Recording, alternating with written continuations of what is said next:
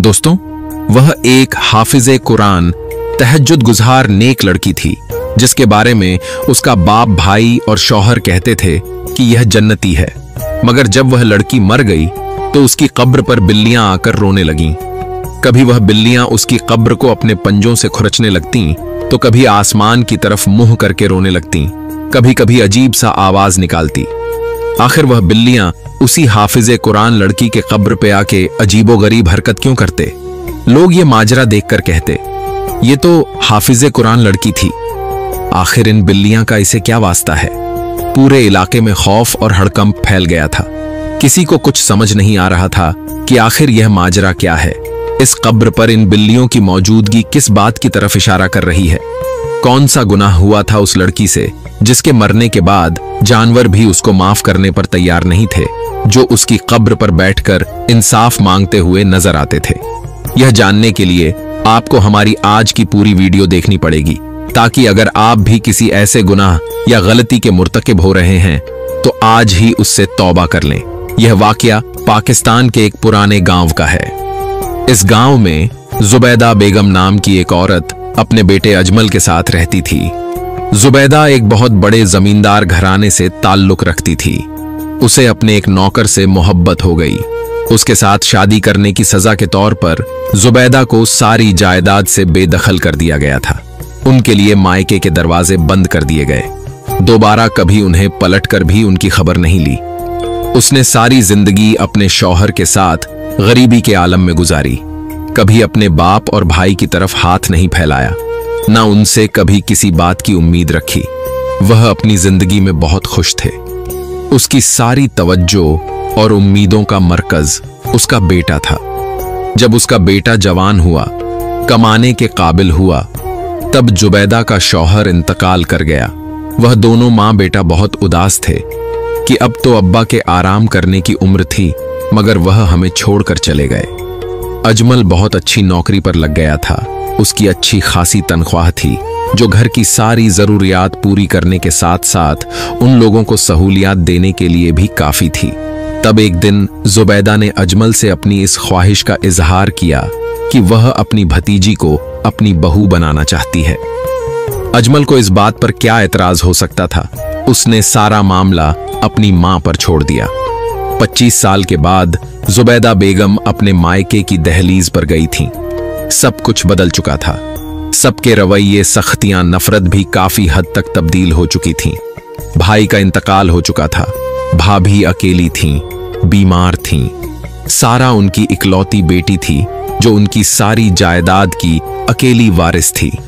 जुबैदा बेगम ने जब अपने बेटे के लिए हाथ फैलाया तो भाभी ने बिना सोचे समझे हां कर दी। यूं सारा दुल्हन बनकर अजमल की जिंदगी में आ गई थी। वह बहुत अच्छी नेक लड़की थी। बाप की आंखों की ठंडक थी तो मां के दिल का सुकून थी।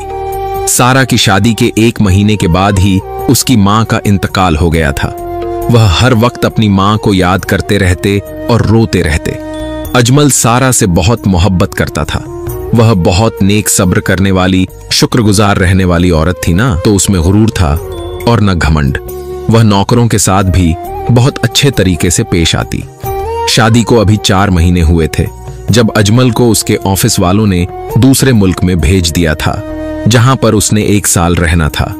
अजमल चाहता था कि वह इनकार कर दे, मगर मां के समझाने पर वह जाने के लिए तैयार हो गया। यूं भी वह यह नौकरी हाथ से गंवाना नहीं चाहता था। अजमल को बाहर गए हुए अभी 1 ही महीना हुआ था जब एक दिन रोते हुए उसकी मां ने सर पर जैसे बम फोड़ा। रोते हुए उसे खबर दी कि तुम्हारी बीवी का इंतकाल हो गया है। तुम्हारे आने से पहले ही मैंने उसकी दफन कर दी है। कितनी देर तक तो अजमल को अपने कानों पर यकीन ही नहीं आया कि जो बात उसने सुनी है वह सच है। वह रोते हुए कहने लगा, मां, मेरी बीवी का इंतकाल हो गया और यह बात तुमने मुझे बताई ही नहीं। तब जुबैदा बेगम कहने लगी, अरे बेटा, जाने वाला चला गया, तुम्हें तकलीफ देने का क्या फायदा? तुम्हारे आने से कौन सा उसने वापस लौट कर आ जाना था। मगर अजमल के दिल को किसी तरह से भी चैन नहीं आ रहा था। उसने ऑफिस में छुट्टी की, दरख्वास्त देनी थी, सारी बात अपने बॉस को बता दी। वह भी अजमल के गम को समझता था। उसने भी अजमल को समझाने की कोशिश की कि जो होना था हो गया, तुम अपनी नौकरी को खतरे में डालने वाली बात कर रहे हो, मगर कोई बात से कोई फर्क नहीं पड़ता था। उसकी दुनिया जैसे लुट चुकी थी। सब कुछ दांव पर लगाकर वह वापस आ गया था। जब अपनी मां के सामने आकर खड़ा हुआ तो कितनी देर तक जुबैदा बेगम को अपनी आंखों पर यकीन ही नहीं आया। अरे बेटा, तुम कब आए और क्यों? तुम्हें क्या जरूरत थी अपनी नौकरी को खतरे में डालने की? अजमल मां के गले से लग गया। रोते हुए कहने लगा, मां, सारा के साथ क्या हुआ? वह अचानक से कैसे मुझसे बिछड़ गई? जब मेरी उसके साथ आखिरी बार बात हुई थी तब वह बहुत खुश थी। उसने मुझे यह खुशखबरी सुनाई थी कि वह मेरे बच्चे की मां बनने वाली है, मगर फिर अचानक से क्या हो गया? जुबैदा बेगम एक पल को बिल्कुल खामोश सी होकर रह गईं। फिर कहने लगी, बेटा, जो ऊपर वाले ने नसीब में लिख दिया है उसे हर हाल में कबूल करना ही होता है। अब तुम किसी बात की फिक्र मत करो, मैं तुम्हारे लिए उससे भी अच्छी लड़की लेकर आऊंगी। तुम सारा को भूल जाओगे। अजमल ने मां से सारा की कब्र का पूछा तो वह एक बार फिर से घबरा गईं। कहने लगीं, अरे बेटा, तुम वहां जाकर क्या करोगे? तुम वहां जाकर बेचैन हो जाओगे, तुम्हारी परेशानी में इजाफा हो जाएगा। मैं अपने बेटे को परेशान नहीं देखना चाहती। अजमल कहने लगा, मां, मुझे अपनी बीवी की कब्र पर जाना है।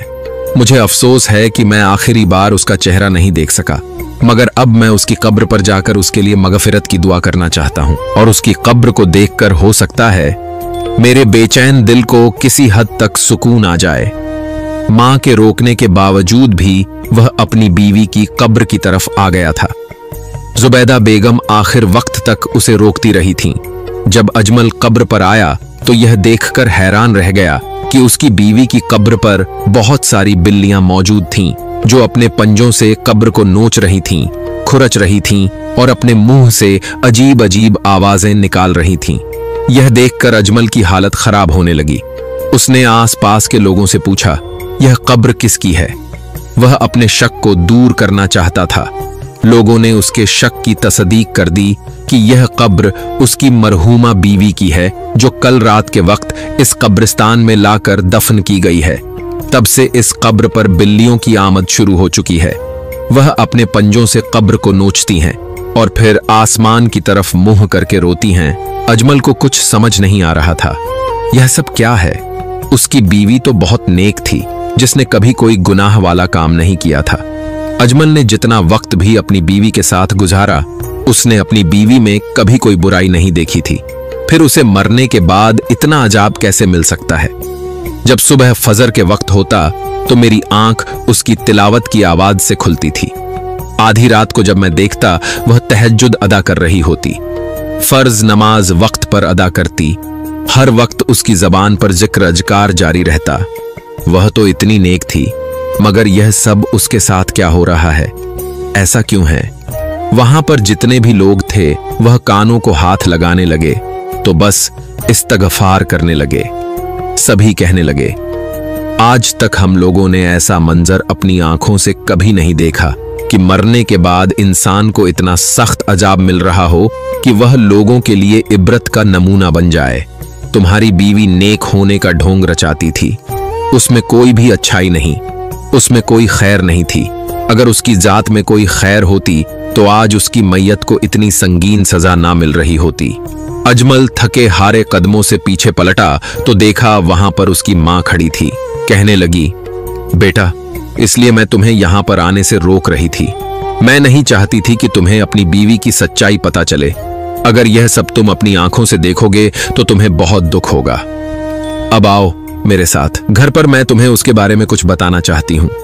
मुझे यकीन है कि वह सब बातें सुनकर तुम्हें अंदाजा हो जाएगा कि तुम्हारी बीवी कैसी औरत थी।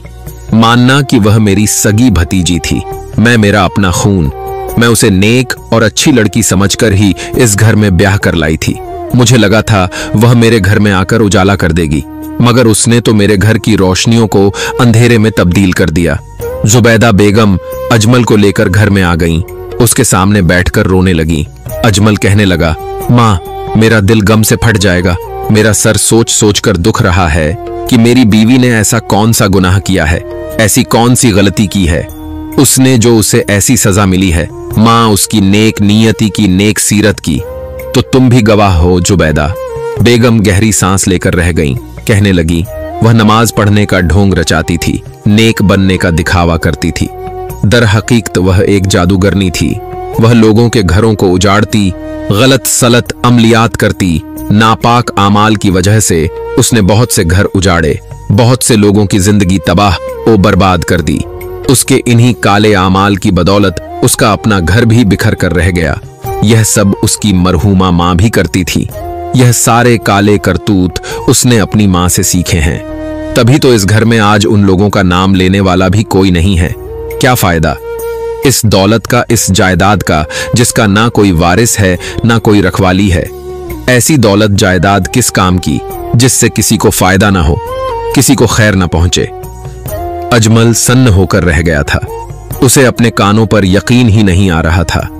वह सोच रहा था कि मां को गलत फहमी हुई है। सारा ऐसी नहीं थी। वह ऐसा कर ही नहीं सकती। वह इतनी नेक और मासूम पाकबाज लड़की, वह कोई गुनाह कैसे कर सकती है। मगर जो मंजर वह कब्रिस्तान में देखकर आ रहा था, उसने अजमल के दिमाग पर बुरा असर डाला था। वह चाहकर भी उस मंजर को भूल नहीं पा रहा था। पूरी रात वही मंजर उसकी आंखों के सामने गूंजता रहा। जब वह रात को सोया तो उसने अपनी बीवी को ख्वाब में रोते हुए, चिल्लाते हुए देखा। सारा उसे अपनी मदद के लिए पुकार रही थी। मेरी मदद करें, मुझे यहां से बाहर निकालें, मुझे बहुत दर्द हो रहा है, मैं यहां पर मर जाऊंगी, मुझे बाहर निकालें। सारा रोते हुए बार बार एक ही बात बोल रही थी, उसे अपनी मदद के लिए बुला रही थी। अजमल की आंख खुल गई। वह एक झटके में उठकर बैठ गया। वह तेज तेज सांस लेने लगा। वह अपने ख्वाब को भूल जाना चाहता था, उसे अपने जहन से निकालना चाहता था। मगर जितना अपने ख्वाब को भूलने की कोशिश कर रहा था, उतना ही वह उसके दिमाग पर हावी हो रहा था, उस पर बुरा असर डाल रहा था। एक ही सांस में उसने पानी का पूरा ग्लास गटक लिया। दोबारा सोने के लिए लेट गया। काफी देर बिस्तर पर करवटें बदलने के बाद नींद की देवी उस पर मेहरबान हो गई। उसे सोए हुए थोड़ी ही देर गुजरी थी जब उसने फिर से वही ख्वाब देखा। उसकी बीवी मदद के लिए पुकार रही है। अब एक बार फिर से वह उठकर बैठ गया था। अब उसके लिए मजीद इस कमरे में रुकना, अपने बिस्तर पर आराम करना जैसे हराम हो चुका था। अब यह मुमकिन ही नहीं रहा था कि वह सारा को भूल पाता या इस ख्वाब को नजरअंदाज कर पाता। अपनी मां के कमरे में आया। वह बेखबर सो रही थीं। अजमल बिना कोई सोचे समझे घर से बाहर निकल खड़ा हुआ। उसका रुख अपनी बीवी की कब्र की तरफ था। कब्रिस्तान में गहरी खामोशी छाई हुई थी। हर तरफ अंधेरा था। गोरकन अपने कमरे में सो रहा। अजमल तेज तेज कदम उठाते हुए अपनी बीवी की कब्र की तरफ बढ़ा और फिर अपने दोनों हाथों से कब्र को खोदने लगा। वह रोए जा रहा था। सारा, तुमने क्या किया? तुम मुझे अकेला छोड़कर चली गई। तुमने खुद पर इतना जुल्म क्यों किया? तुम जादू टोने के चक्कर में पड़ी। तुमने अपनी आखिरत बर्बाद की। देखो, मरने के बाद तुम कितनी बेसुनी हो। वह देखना चाहता था कि कब्र में सारा के साथ क्या हो रहा है। कब्र के ऊपर तो दिन के वक्त बहुत सारे बिल्लियां उसके ऊपर बैठकर रोती रहती थीं। इस वक्त कब्र के ऊपर भी परसुकून माहौल था। न कोई बिल्ली थी और न बिच्छू, न कोई और कीड़ा मकड़ा। अजमल ने जल्दी से कब्र खोदी और फिर जब कब्र के अंदर उतरकर अपनी बीवी का चेहरा देखा तो उसके मुंह से चीख निकल गई। उसकी आंखें फटी की फटी रह गईं। वह बिल्कुल हैरान था। उसने अपना दिल पर हाथ रख लिया। जल्दी से कब्र से बाहर निकला। उसका सांस तेजी से चल रहा था। वह बहुत ही ज्यादा घबरा चुका था। दिल की धड़कन तेज रफ्तारी के साथ भाग रही थी। उसे ऐसा महसूस हो रहा था जैसे अभी कलेजा फटकर बाहर आ जाएगा। मां की सारी बातें कानों में गूंजने लगी थीं। तुम्हारी बीवी बदकिरदार है, जादूगरनी है। इसके अलावा दिन के वक्त देखा गया मंजर भी आंखों के सामने घूम रहा था। अब उसे समझ आई थी कि यह बिल्लियां क्या कहना चाहते थे, उसे क्या बताना चाहते थे। कितनी देर तक वह वहीं पर बेसुध पड़ा रहा और फिर जब वह होश में वापस आया तो उसका जहन तेजी से कुछ सोचने पर मसरूफ हो गया था। उसने जल्दी से कब्र को बंद किया। अब वह अपने घर आकर सीधा अपने कमरे में आया। शावर लेने के बाद वह नमाज पढ़ने का बिछौना बिछाकर अल्लाह के सामने सर झुकाकर रोते हुए अल्लाह से मदद मांगने लगा। ए अल्लाह, मैं रास्ते में भटक रहा हूं, मेरी मदद कर, मुझे मेरी मंजिल तक पहुंचा, मुझे सच दिखा दे, मुझे कुछ समझ नहीं आ रहा, सच क्या है और झूठ क्या है। ए अल्लाह, तू ही है जो मेरी मदद कर सकता है, जो मुझे सच दिखा सकता है। अगले दिन अजमल ने मां से सारा के बारे में पूछा तो मां ने फिर से सारा की बुराइयों की लंबी फहरिस्त गिनवाना शुरू कर दी। अरे बेटा, तुम भूल क्यों नहीं जाते, उस लड़की को उससे अच्छी लड़की तुम्हारे लिए लेकर आऊंगी। मैं उसकी सगी फूफी हूं, मैं जानती हूं कि वह कितनी बुरी लड़की थी। उसकी बुराइयों को, गुनाहों को अपनी आंखों के सामने देखा है। हमेशा इस बात पर पछतावा होता था कि तुम्हारी शादी मैंने उस लड़की से क्यों की, मगर अब मैं खुदा का शुक्र अदा करती हूं कि जल्द ही तुम्हारी उस लड़की से जान छूट गई। अब तुम सब कुछ भूल भाल कर अपनी नौकरी पर जाओ, अपने काम पर तवज्जो दो। देखना, आहिस्ता आहिस्ता तुम सब भूल जाओगे। फिर जब वापस आओगे तो जिस लड़की से तुम कहोगे, मैं उसी के साथ तुम्हारी शादी कर दूंगी। अजमल मां को हैरत से देखे जा रहा था। वह उसके चेहरे से जो जानना चाहता था, जो समझना चाहता था, उसने समझ लिया था। और फिर दुख की एक लहर ने उसके पूरे वजूद को अपने आगोश में ले लिया। वह गहरी संजीदगी से वहां से उठकर गया। अजमल ने अपनी पूरी कोशिश कर ली कि वह सच तक पहुंच सके। वह सारा के घर आया। घर पर ताले लगे हुए थे, घर बंद था। वह फिर आसपास के लोगों से मालूमात लेने लगा। तब मोहल्ले के एक आदमी ने उसे अपने मामू के वकील का नंबर दिया। अजमल ने वकील से बात की, मगर अजमल को वकील से भी कोई खास मालूमात नहीं मिल सकी थी। फिर वह अपने घर आ गया था। वह अब अपनी मां की एक एक हरकत पर नजर रखे हुए था। वह कहां जाती हैं, क्या करती हैं। अजमल हर बात से वाकिफ था। जुबैदा बेगम नहीं जानती थीं कि वह अपने ही बेटे की नजरों में संदिग्ध बन चुकी हैं। उनका बेटा उनके बारे में अलग ही तरह से सोच रहा है। सारा की मौत से अलग हुए चंद ही दिन हुए थे जब जुबैदा बेगम ने अजमल के लिए नए सिरे से लड़कियां देखनी शुरू कर दी। अजमल ने मां को मना किया, उन्हें समझाया तो कहने लगी, मैं तुम्हें ऐसे दुखी नहीं देखना चाहती। जब तक तुम्हारी दूसरी शादी नहीं होगी तब तक तुम सारा को भूल नहीं सकोगे, उसके गम से नहीं निकल सकोगे। बेटा, तुम्हें ऐसे देखना मेरे लिए मर जाने के बराबर है। अजमल ने सारा मामला उन पर छोड़ दिया। वह देखना चाहता था कि उसकी मां क्या करती हैं, किस हद तक जाती हैं। जब अजमल ने शादी के लिए हां की तो जुबैदा बेगम की खुशी का कोई ठिकाना नहीं था। आधी रात का वक्त था। अजमल सहन के एक कोने में कुर्सी डालकर बैठा हुआ था, अपनी बीवी के बारे में सोच रहा था। जब उसने अपनी मां को कमरे से बाहर निकलते हुए देखा, उसकी मां इधर उधर चौकन्नी नजरों से देखती हुई दरवाजे से बाहर निकल गईं। अब अजमल के कान खड़े हो गए। वह तेजी से अपनी जगह से उठा। दरवाजा खोलकर वह भी घर से बाहर निकल आया था। अजमल अपनी मां का पीछा कर रहा था। जुबैदा बेगम बार बार पीछे मुड़कर देख रही थीं, मगर उनके देखने से पहले ही अजमल ओट में हो जाता। अजमल को अंदाजा हो गया था कि आज वह सच तक पहुंचकर रहेगा, आज वह हकीकत जान लेगा। जुबैदा बेगम चलते चलते सारा के घर के करीब पहुंच चुकी थीं। अजमल का शक यकीन में बदल चुका था। उसकी तकलीफ की वजह से बहुत बुरी हालत हो गई थी। दिल आंसू बहा रहा था। वह दिल में यही दुआ कर रहा था कि जो वह सोच रहा हो वह गलत हो, उसे इतनी कड़वी हकीकत से रूबरू ना होना पड़े। जुबैदा बेगम ने दरवाजा खोला और फिर उसे अंदर से बंद करके वह उस हवेली में आगे बढ़ने लगी थीं। अजमल ने एक लम्हे को सोचा और फिर दीवार फांदकर वह तेजी से हवेली के अंदर पहुंचा। उसकी मां अब हवेली के कमरे में पहुंच चुकी थीं। अजमल भी उनका पीछा करते हुए वहां तक आ गया। तब उसने देखा कि उसकी मां ने कमरे में जाकर जमीन से कालीन को एक तरफ हटाया तो वहां पर एक तहखाना दिखाई दिया। जुबैदा बेगम ने उस तहखाने के दरवाजे का ताला खोला और फिर उसके नीचे उतरती चली गईं। अजमल अपनी जगह पर हक्का बक्का रह गया। यह बात उसके वहम और गुमान में भी नहीं थी। वह शादी के बाद कितनी बार इस हवेली में आ चुका था। उसने इस तहखाने को कभी नहीं देखा था। न कभी सारा ने उसे तहखाने के बारे में बताया और न कभी उसने हवेली को इतने गौर से देखा था। मगर अब जब अपनी मां को उस तहखाने को खोलकर सीढ़ियां उतरकर नीचे जाते हुए देखा तो वह भी अपनी मां के पीछे जाने लगा। उसका दिल तेजी से धड़क रहा था। वह जानता था कि उसे क्या देखने को मिलेगा और जो मंजर उसके सामने आने वाला था वह उसके लिए बर्दाश्त करना इतना आसान नहीं था। धीरे धीरे सीढ़ियां उतरते हुए वह जब तहखाने में आया तो तब उसने जो मंजर देखा वह उसके पांव के नीचे से गोया जमीन निकाल कर ले गया था। उसकी मां इतनी जालिम हो सकती है, इतनी मक्कार हो सकती है, इतनी चालाक, इतनी झूठी भी हो सकती है, यह उसके वहम ओ गुमान में भी नहीं था। उसकी मां बीवी के बारे में बहुत गलत अल्फाज बयान करती थीं।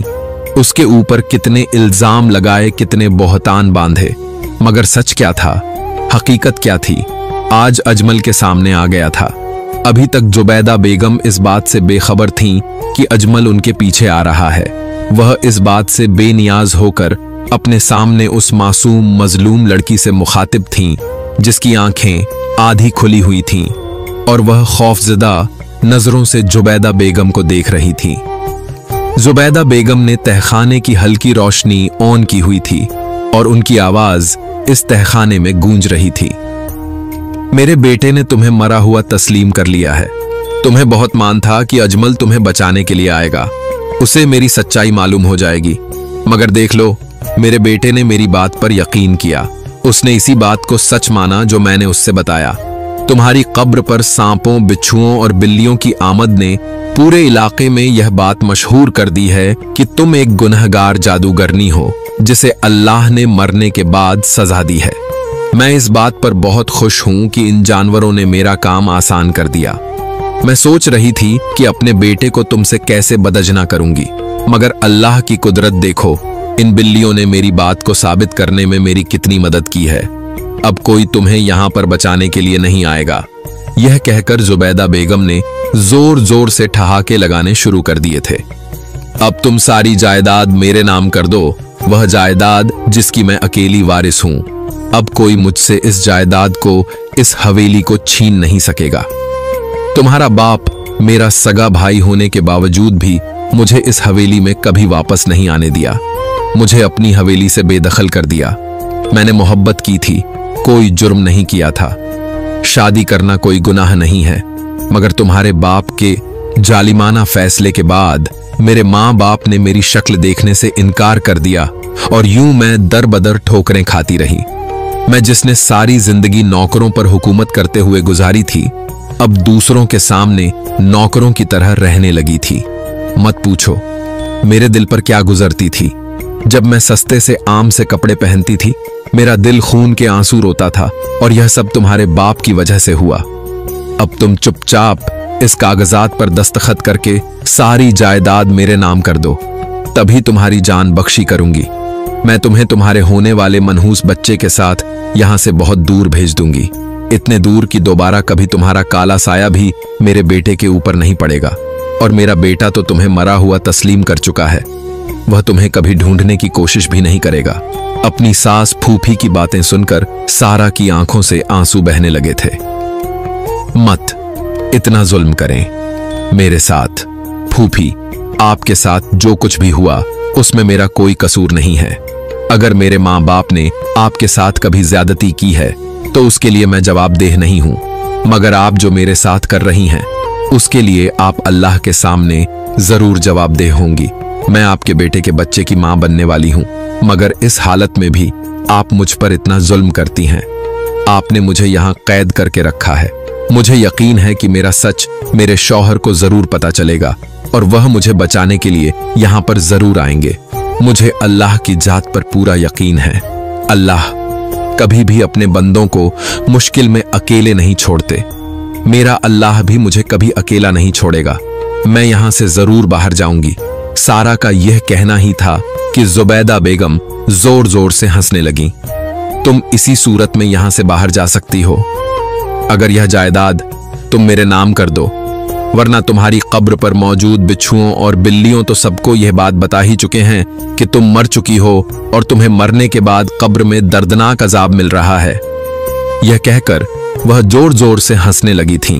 जब उनकी हंसी अचानक से थम गई, अजमल कहने लगा, अम्मी, इस कब्र पर सांप और बिच्छुओं की मौजूदगी यह जाहिर करने में नाकाम साबित हो गई है कि मेरी बीवी गुनहगार है, बल्कि मैं इन्हीं बिल्लियों की वजह से सच तक पहुंचा हूं। और अब यहां पर आपके सामने खड़ा होकर आपसे यह सवाल पूछ रहा हूं कि आपने यह सब क्यों किया? इतना बड़ा धोखा, इतना झूठ। मुझे मेरे बीवी से बदजना करने के लिए उस पर तरह तरह के इल्जाम लगाती रहीं। उसे बदकिरदार, गुनहगार, जादूगरनी, ना जाने क्या कुछ कहा। इस बात का भी ख्याल नहीं किया कि वह मेरे बच्चे की मां बनने वाली है। वह आपकी सगी भतीजी है, आपके खानदान का खून है। आपके भाई की औलाद माना कि आपके भाई ने आपके साथ गलत किया। वह आपसे नफरत करता था, उसने आपके साथ ज्यादती की। मगर जो आप कर रही हैं सही, तो वह भी किसी तरह से नहीं है। आप जानती हैं कि आपने अपने रवैये से, अपने अल्फाज से मुझे कितनी तकलीफ पहुंचाई है। मैं आपको कभी माफ नहीं करूंगा अम्मी। आपने मेरा बहुत दिल दुखाया है, मेरा एतबार तोड़ा है, मुझे किसी को मुंह दिखाने के काबिल नहीं छोड़ा। इतना बड़ा झूठ, इतना बड़ा धोखा। अजमल तेजी से सारा की तरफ आया था। उसके हाथ पैर जल्दी से खोले और फिर उसे बाजुओं पर उठाकर उस तहखाने से बाहर निकल गया था, जबकि जुबैदा बेगम जमीन पर बैठती चली गई। उनकी बाजी पलट गई थी, उनका दांव उन्हीं के खिलाफ चल गया था। यह सब भी हो सकता है, उन्होंने ख्वाब में भी नहीं सोचा था। उन्होंने तो अपनी पूरी प्लानिंग की थी, इतनी कामयाबी से साजिश रची थी। सब कुछ तो उनकी मर्जी के मुताबिक हो रहा था। मगर फिर यह सब कैसे हो गया? अजमल को सच कैसे पता चला? वह कैसे सारा तक पहुंचा? उन्होंने कितनी एहतियात की? अजमल को किसी तरह से भी शक नहीं होने दिया, मगर फिर भी उनका खेल खत्म हो गया। वह अपने ही बेटे की नजरों में गिर गईं। वह रो रही थीं और यह सोच सोचकर शर्मिंदा थीं कि अब वह दोबारा अपने बेटे की नजरों में अपने लिए वह इज्जत, एहतराम दोबारा देख पाएंगी। अजमल सारा को जब अस्पताल लेकर आया तो वह रास्ते में बेहोश हो चुकी थी। डॉक्टर उसे फौरन से इमरजेंसी में ले गए। कहने लगे, आपकी बीवी की हालत बहुत खराब है। इस हालत में उन्हें आराम की, सुकून की जरूरत थी, मगर आपने उनका ख्याल नहीं रखा। लगता है कि कितने दिनों से उन्होंने सही से खाना भी नहीं खाया। वह बहुत कमजोर हो चुकी हैं, उन्हें बहुत देखभाल की जरूरत है। जितनी देर तक सारा इमरजेंसी में रही थी, अजमल बेचैनी से यहां से वहां टहलता फिर रहा था। अल्लाह से अपनी बीवी और बच्चे की खैरियत की दुआ मांग रहा था। फिर जब डॉक्टर ने उसे बताया कि आपकी बीवी और बच्चा खतरे से बाहर हैं, तब अजमल ने सुकून का सांस लिया। जब वह सारा के पास आया तो वह उसे देखकर रोने लगी। कहने लगी, आपकी मां ने मुझ पर बहुत जुल्म किया है, मेरे साथ बहुत ज्यादती की है। मैंने उनका क्या बिगाड़ा था? अजमल कहने लगा, तुम दोबारा इस बारे में कोई बात नहीं करोगी, अपने अतीत को भूल जाओ। मानता हूं मां ने तुम्हारे साथ बहुत गलत किया, बहुत ज्यादती की। मैं उनकी तरफ से तुमसे माफी मांगता हूं। मैं तुम्हारी सारी ज्यादतियों का मुआवजा करने की कोशिश करूंगा। तुम्हारे लिए वह सब करूंगा जो तुम्हें खुशी दे। बस तुम मेरी मां को माफ कर दो और मैं तुम्हें कभी भी इस घर में लेकर नहीं जाऊंगा। मेरी मां को तुमसे नफरत है, तुम्हारे बाप से भी नफरत है। वह इस नफरत में दोबारा भी कोई इंतहाई कदम उठा सकती है। मैं अब कोई खतरा नहीं लेना चाहता। सारा ने कुछ सोचकर एक फैसला किया था और फिर अगले दिन उसने कुछ कागजात अपने शौहर के हवाले किए। कहने लगी, यह आप अपनी मां को दे दीजिएगा। अजमल ने खोलकर देखा तो वह जायदाद के कागजात थे जो सारा ने उसकी मां के नाम कर दिए थे।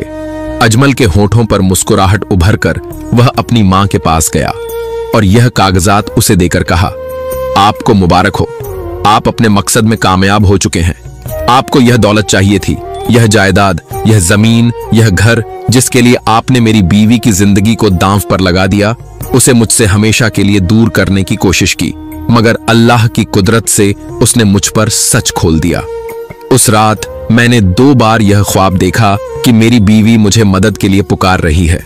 तब मैं कब्रिस्तान में गया, यह सोचकर कि शायद मेरी बीवी को अजाब हो रहा है, मुझे उसके लिए मगफिरत की दुआ करनी चाहिए। जज्बात में आकर मैंने उनकी कब्र को खोदना शुरू कर दिया।